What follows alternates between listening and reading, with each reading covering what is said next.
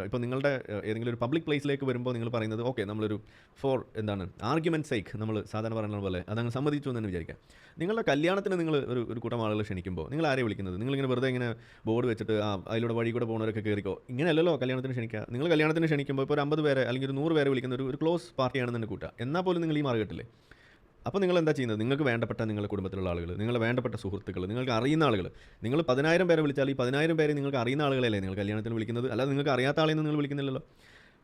ഇനി അങ്ങനെയുള്ള സമയത്ത് പോലും നിങ്ങൾ അവിടെ മറ കെട്ടുമ്പോൾ നിങ്ങൾ എന്താ അവിടെ ഉദ്ദേശിക്കുന്നത്? നിങ്ങൾക്ക് നിങ്ങളുടെ ഈ വിളിക്കുന്ന ആൾ പുരുഷനാണ് അല്ലെങ്കിൽ സ്ത്രീയാണ്, കുടുംബമാണ്, ശരിയാണ്. പക്ഷേ നിങ്ങൾക്ക് നിങ്ങളെ തന്നെ വിശ്വാസമില്ല എന്നും കൂടിയല്ലേ ഇവിടെ വരുന്നത്. അതായത് നിങ്ങളൊരു പുരുഷനാണ്, വാപ്പയാണ്, മകളുടെ കല്യാണത്തിനാണ് വിളിക്കുന്നത്. അപ്പോൾ വാപ്പ അവിടെ മറ കെട്ടാണ്. അപ്പോൾ എന്താ അവിടെ കാണുന്നത്? എൻ്റെ കുടുംബത്തിൽ ചില തെണ്ടികളുണ്ട്. ആ തെണ്ടികൾ എൻ്റെ ഭാര്യയെ കണ്ടാൽ കയറി പിടിക്കാൻ സാധ്യതയുണ്ട്. അതുകൊണ്ട് നമുക്ക് മറ കെട്ടിക്കളയാം. ഇതാണോ നിങ്ങളുടെ മനസ്സിൽ വരുന്ന ഉദ്ദേശം? എനിക്ക് അറിയാൻ പറ്റുന്നില്ല. എന്താ നിങ്ങൾ ഉദ്ദേശിക്കുന്നതെന്ന് പിടിയിട്ടുന്നില്ല. ഇനി അതല്ല നേരെ തിരിച്ചാണോ? ഞങ്ങളുടെ കുടുംബത്തിൽ കുറേ പെണ്ണുങ്ങളുണ്ട്, അവർക്ക് എന്നെ കണ്ടാൽ ചിലപ്പോൾ എന്നെ കയറി പിടിക്കാൻ തോന്നും, അതുകൊണ്ട് നമുക്കൊരു മറ കെട്ടിക്കളയാം. ഇതാണോ നിങ്ങൾ ചിന്തിക്കുന്നത്? അതോ ഇനി അവരെ കണ്ടാൽ നിങ്ങൾക്ക് കയറി പിടിക്കാൻ തോന്നും, അതുകൊണ്ടാണോ നിങ്ങൾ മറ കെട്ടുന്നത്? എന്തുകൊണ്ടാണ് ഈ മറ കെട്ടുന്നത് നിങ്ങൾ പറയൂ.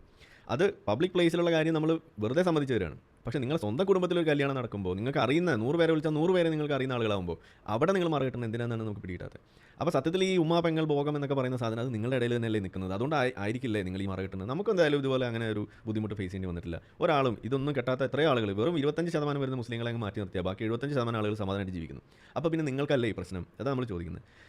ഈ പറയുന്ന മറ കെട്ടിയില്ല എന്നുണ്ടെങ്കിൽ എന്താണ് സാധനങ്ങളൊക്കെ കയ്യിൽ നിന്ന് പോകുന്ന അവസ്ഥ, അത് ഈ കാക്കമാർക്ക് മാത്രമല്ലേ ഉള്ളൂ, കാക്കാത്തിമാർക്കും അതല്ലേ ഇവിടെ നമുക്ക് മനസ്സിലാകും. നിങ്ങൾക്ക് നിങ്ങളെ തന്നെ വിശ്വാസമില്ലേ എന്നാണ് നമ്മൾ ചോദിക്കുന്നത്.